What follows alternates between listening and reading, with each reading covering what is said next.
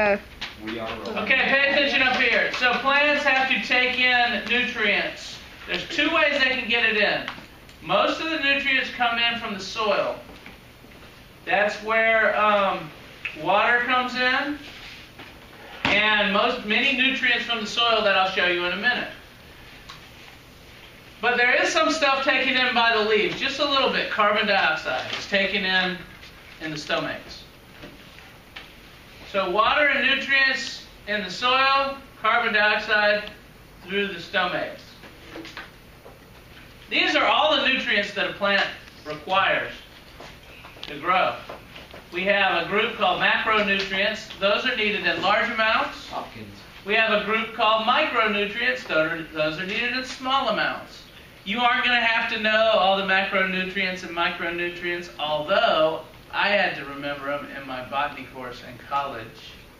Do you want to hear my trick for remembering all the macro and micronutrients? Yeah, of course. It's fun. C. Hopkins Cafe, managed by my cousin Clyde Moe. Pretty good. That's how I memorized all of the macro and micronutrients. Like, how to do it? Like, do it again? I'll do it again. You ready? C. Hopkins Cafe, managed by my cousin Clyde Moe. Where do you want to go eat today? I want to go to C. Hopkins Cafe. It's managed by my cousin Clyde Moe. Good job. That's how you know all the macro and micronutrients. You aren't going to have to know it, but isn't that fun? Do you know them all? Yeah. Can you say them? Yeah. Say them. Carbon, hydrogen, oxygen, phosphorus, potassium, nitrogen, sodium, calcium, magnesium, iron, boron.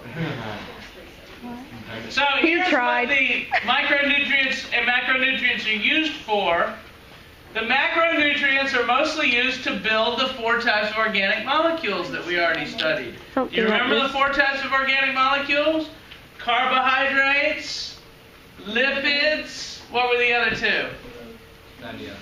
Proteins, do it Lucy, and there's one more. Nucleic acid. Good job, Adam. Carbohydrates, proteins, lipids, proteins, nucleic acids. We learned that in the very start of the course. And those are what most of these macronutrients are used to build.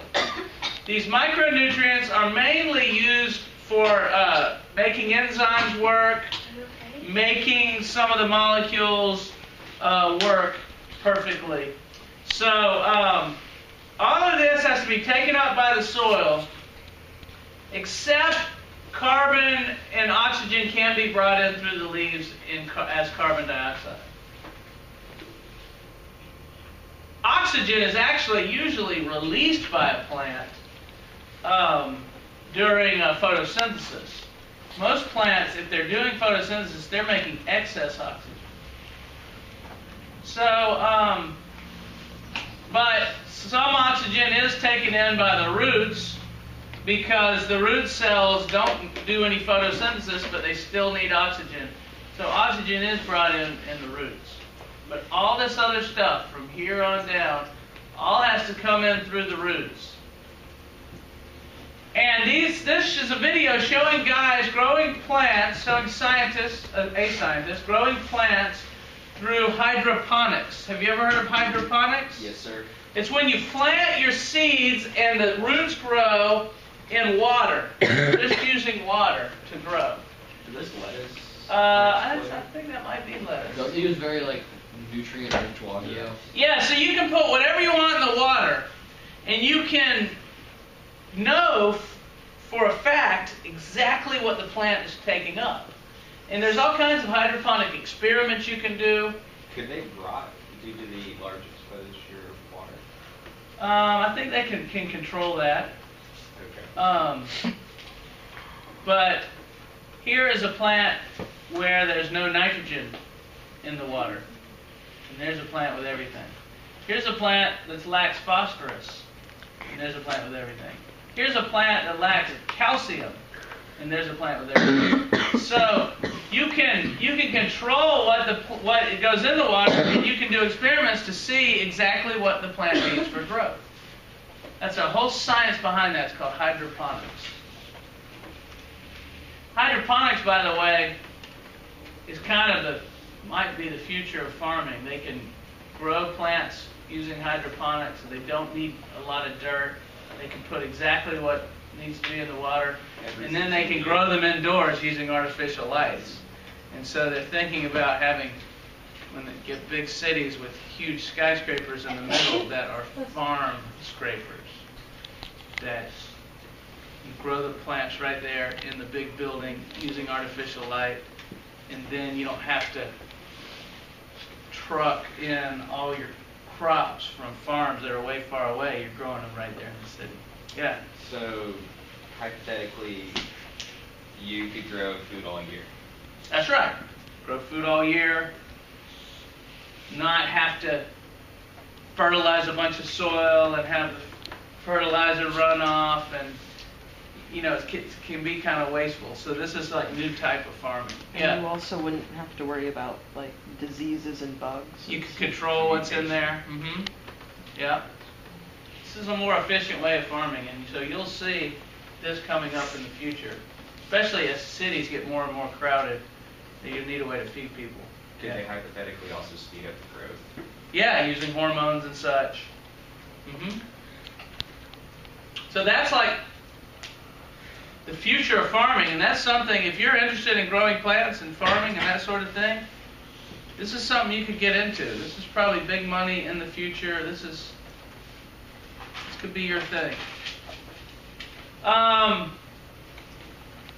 Sometimes if you look on the roots of plants, you see these nodules. I think we already learned about these nodules, didn't we? Yes, sir. The nodules contain bacterium, and they take nitrogen from the air and put it into a molecule that plants can use to grow. So the reading talks a bit about these bacterium and how they can help plants grow. We talked about this earlier when we talked about crop rotation. They plant plants with these nodules for a year, and then they plant plants without the nodules for a year. We call that crop rotation. When you plant the plants with the nodules, it fills the soil with nitrogen compounds. And then you plant the plants like corn without the nodules, and they pull in all of the nitrogen from the soil. So if you can rotate crops using the plants that have these nodules are called legumes. And if you can rotate legumes one year and non-leguminous one year, you could save a lot on fertilizer. Like lentils and soybeans? Yeah, soybeans is a good example, yeah. That's a close-up look of what the nodules look like under the microscope. You can see the bacteria in there. They're called nitrogen-fixing bacteria. You remember talking about mycorrhizae? Yeah. The little fungi that live with the plant roots? Here's plants without mycorrhiza.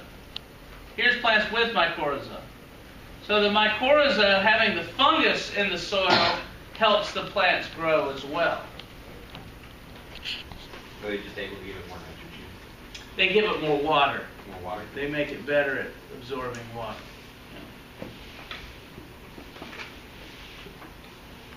And then the plant gives the fungus more The nutrients? plant gives the fungus food. So it's a mutualistic relationship. Last chapter we introduced xylem cells. Do you remember they're the dead cells that connect end to end and make the big tube inside the plant? Well, this chapter talks about how water moves through the xylem. And I think somebody asked about this, and I talked about it some. When the stomates on the bottom of the leaves open, it lets water out. And that causes a suction that pulls up water from the roots and keeps water moving through a plant. Water can go way up a plant. Oh wait, that's not the one we want to watch. This is the one we want to watch. How do water and minerals get to the leaves? I'll do the talking here, sir. Okay, so what it's showing is up in the leaves, that right there is a stomate. Can you see water coming out of the stomate? Yes, sir. Well, as water evaporates out of the stomate, it pulls more molecules up because the molecules have an attraction with one another. And here it shows that attraction up close. There's a water molecule, and the red dots is called a hydrogen bond. We already talked about this. The hydrogen bonds connect the water molecules to one another.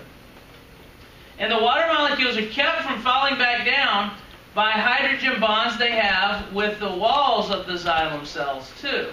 And it keeps them from slipping back down, and it helps pull them up. The connection to the other water molecules helps pull them up. So the water comes in through the roots. That's showing a root hair right there. It travels past these cells and gets into the xylem, and then is pulled up through the xylem all the way to the leaf. We call this whole process transpiration. Transpiration is the idea that water comes out of the stomates and gets pulled up through the plant. Can you say transpiration? Transpiration. Nice. You need to know that word. That's a good word. That's how the water gets pulled up through the plant. It can get pulled up 300 feet this way into a big sequoia, a redwood tree, all the way to the top. It's amazing. One tree can pull up to 80 gallons of water per hour out of the ground. 80 gallons of water per hour. Think about a forest full of trees, how much water is coming up from the ground. That's where when it rains, that's where all the water goes. A lot of it, or not all of it, but a lot of it comes back up. So the trees just need the water to transport hormones? The water transports stuff around, and it also is used for photosynthesis. Some of it goes into the leaves and is used to make sugars. The hydrogen and the oxygen from water is used to help make sugars. And it is used to transport stuff around. Have you ever seen a wilted plant? Look, no water. Poor plant. Water, nice rigid plant that stands up. The cells have a big vacuole in them that holds water. And if that vacuole is empty, look at the empty vacuole. The whole plant will wilt. So you need to have your plant cells have full water vacuoles for the stems to be rigid and the plant to be upright.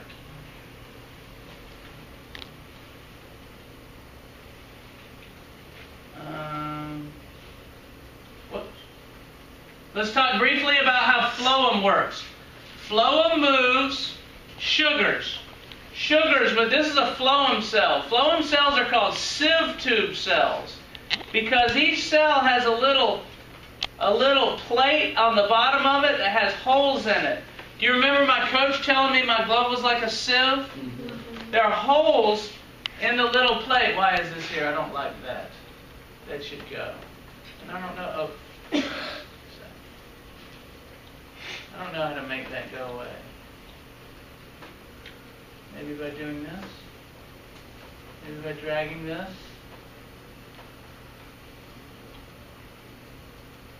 See if it goes away. Go away!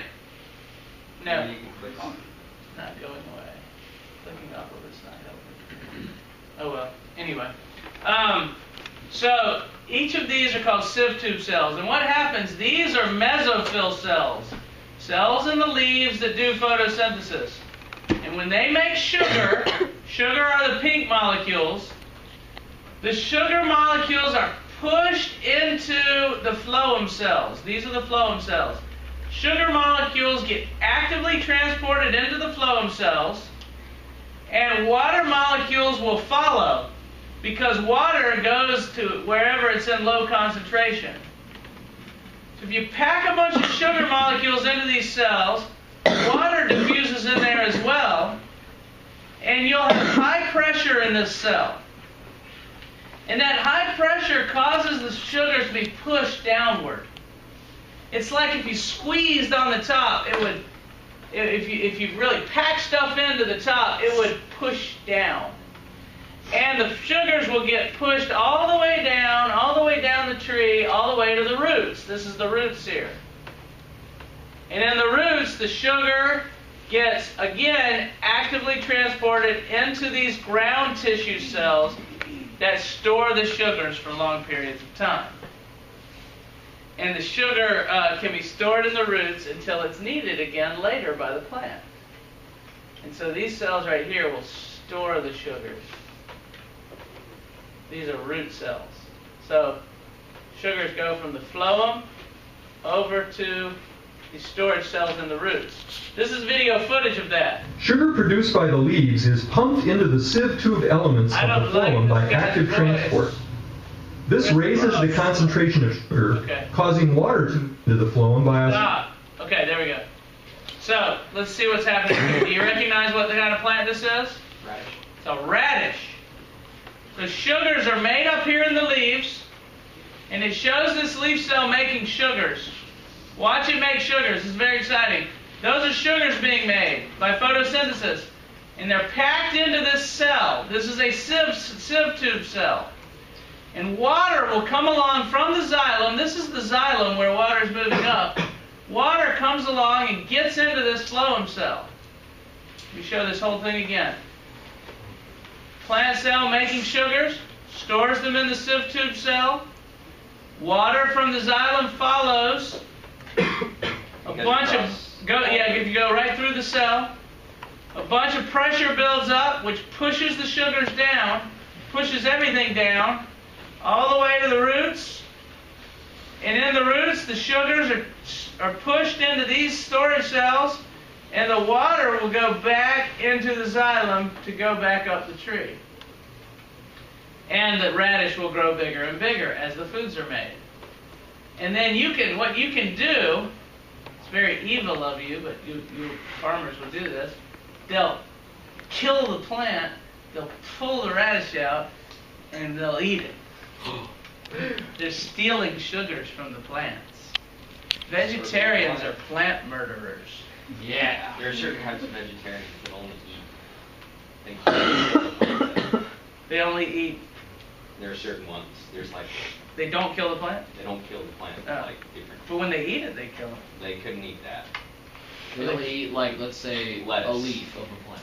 Oh. Why is the leaf any So they different than the don't root? harm the plant. So they only take. The couple- plant- They only take some of it. Oh, I Plant see. stays alive. I So see. they just. They eternally take some of torture it. Yeah. That's true. So we call this whole mechanism of phloem transport, we call it the pressure flow model. Pressure flow model. Meaning there's pressure that builds up in the cells and causes the sugars to flow. So, read the chapter. There could be a quiz on Monday. We only got one day on this. I didn't want to spend too long on this because I want you to plant something. You're studying plants. Why not plant something? You